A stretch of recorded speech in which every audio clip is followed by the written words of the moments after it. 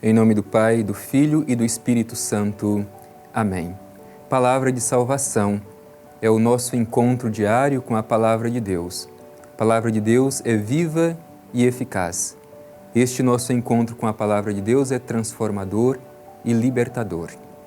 Por isso, meu irmão e minha irmã, te convido mais uma vez a abrir o seu coração, a acolher esta palavra que carinhosamente o Pai Eterno dirige ao nosso coração. Como cristãos, devemos conduzir a nossa vida à luz desta palavra.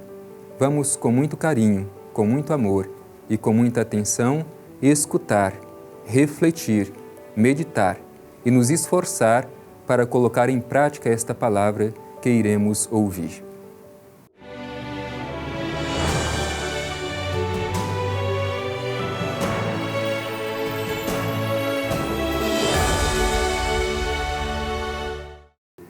Do Evangelho de Jesus Cristo, segundo Mateus. Glória a vós, Senhor.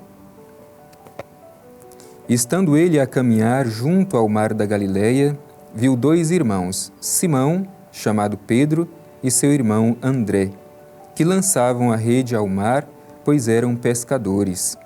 Disse-lhes: Segui-me, e eu farei de vós pescadores de homens. Eles, deixando imediatamente as redes, o seguiram. Continuando a caminhar, viu outros dois irmãos, Tiago, filho de Zebedeu, e seu irmão João, no barco com seu pai Zebedeu, a consertar as redes, e os chamou. Eles, deixando imediatamente o barco e o pai, o seguiram. Palavra da salvação. Glória a vós, Senhor. Meu irmão e minha irmã, esse trecho da Escritura que nós terminamos de ouvir ilumina uma festa litúrgica muito importante. Santo André, apóstolo de Jesus e irmão de Simão Pedro. Santo André, segundo diz o Evangelho de São João, foi o primeiro a seguir Jesus. E mais do que seguir Jesus, ele foi aquele que disse aos seus companheiros, anunciando o Messias: encontramos o Messias esperado, e conduz o seu irmão até Jesus. Santo André nos ensina que evangelizar não é simplesmente falar sobre Jesus. Evangelizar é levar as pessoas a um encontro verdadeiro e transformador com o Senhor. Portanto, é neste contexto litúrgico que nós escutamos, refletimos e rezamos esse trecho do Evangelho. Hoje, nesse trecho que nós terminamos de escutar, encontramos Jesus que está caminhando ao longo do mar da Galileia. Essa atitude de Jesus caminhando é muito importante. Os evangelhos mostram Jesus como o grande caminheiro, o missionário do Pai Eterno. Ele está sempre em constante movimento. Jesus não permanece acomodado, parado. Ele está sempre em movimento. Isso pode indicar que a vida cristã também deve ser uma vida de constante movimento. Aliás, no início do cristianismo, os cristãos eram chamados justamente de os do caminho, porque estão sempre em movimento. São missionários com Jesus Cristo, missionários do Pai Eterno. E ao longo do caminho, Jesus presta sempre muito atenção em tudo o que acontece ao longo do caminho. Por isso o Evangelho diz que caminhando, ele viu dois irmãos, Simão Pedro e André, seu irmão. É importante a gente observar essa sensibilidade de Jesus, porque o ver de Jesus não é simplesmente uma constatação física. O ver de Jesus é mais profundo. O ver de Jesus enxerga aquilo que está dentro, vê o interior. Portanto, não é simplesmente uma constatação física da existência de algumas pessoas ali, mas é um olhar para além do físico. Por isso, Jesus, vendo estes dois irmãos, lhes apresenta um chamado vocacional. E aqui, meu irmão e minha irmã, gostaria de chamar a atenção para um detalhe do Evangelho muito interessante. Muitas vezes a gente pensa que o chamado vocacional acontece somente para pessoas extraordinárias, em lugares e momentos extraordinários. Não, o chamado de Deus acontece no nosso cotidiano, no nosso modo de viver, no lugar onde nós estamos, no trabalho em que nós realizamos. É lá que Deus intervém e nos chama para participar da sua missão. Estes dois estavam fazendo o seu serviço do dia a dia. A sua missão era pescar, lançar as redes ao mar, como diz o Evangelho. Eram pescadores. Era a tarefa comum das pessoas daquela região da Galileia. Eles viviam da pesca. Portanto, ali no cotidiano dessas pessoas, Cristo intervém e os chama para uma missão.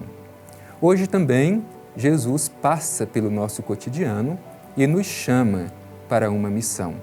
E nós teremos a mesma coragem de, assim como estes dois discípulos de Jesus, de deixar para trás a nossa segurança para seguir Jesus. O Evangelho diz que Jesus intervém e diz: segui-me. No entanto, para seguir Jesus, tem uma exigência. Não é possível a gente seguir Jesus carregando conosco tudo. É preciso que a gente deixe para trás a nossa própria segurança para seguir Jesus. No caso desses dois discípulos, qual era a sua segurança? A sua segurança eram as redes. Era o barco que eles utilizavam como instrumento do seu trabalho, para a manutenção da sua vida, para o seu sustento. E o Evangelho faz questão de dizer que, deixando imediatamente as redes, o seguiram. Quando nós ouvimos, meu irmão e minha irmã, o chamado de Jesus, Ele não quer esperar. É preciso que o respondamos imediatamente. Cristo nos chama e o seu chamado é urgente. Portanto, hoje Ele também passa pela nossa vida e nos faz este convite. Quais são as redes que eu e você precisamos deixar para seguir Jesus? Ou quais são as redes que nos impedem de ser livres para o seguimento de Jesus? E Jesus continua a caminhar com estes dois discípulos. Quem segue Jesus, caminha com Jesus e participa do mesmo destino de Jesus. E logo mais adiante, Jesus viu outros dois que estavam também na atividade de consertar as redes para a pesca. João e Tiago, seu irmão, os filhos de Zebedeu. E Jesus mais uma vez faz este convite a eles: segui-me. E diz o Evangelho no finalzinho que nós ouvimos: deixando imediatamente o barco e o Pai, o seguiram.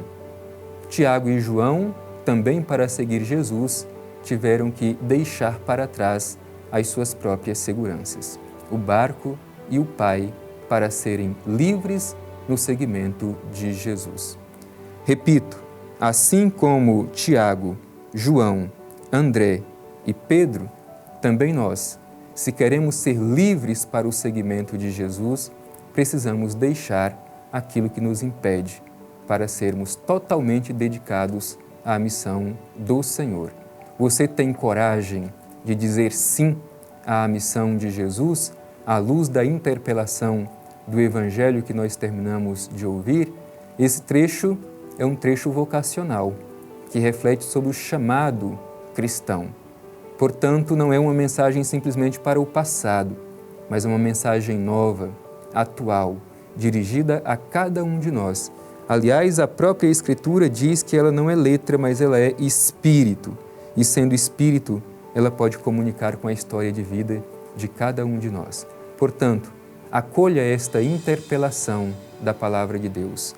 Acolha as palavras de Jesus no Evangelho, que, repito, não são palavras antigas, mas são palavras novas, com a sua força de transformação, que precisa nos interpelar, fazer o nosso coração arder para nos dispor no seguimento de Jesus.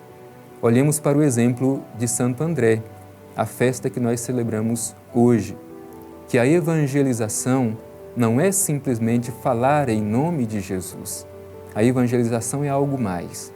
A evangelização exige de nós fazer com que as pessoas se sintam verdadeiramente transformadas por meio de um encontro com o Senhor.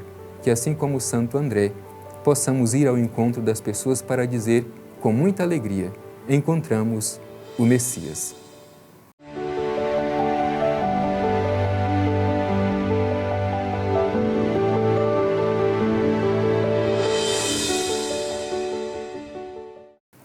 tendo escutado a palavra de Deus e tendo refletido com muito carinho esta mensagem tão importante, tão rica para nós, que nos fala do chamado vocacional, onde Jesus convida outras pessoas para compartilhar da sua própria missão, inevitavelmente nós somos convidados a assumir a atitude de oração. E hoje esta oração especial pela vocação.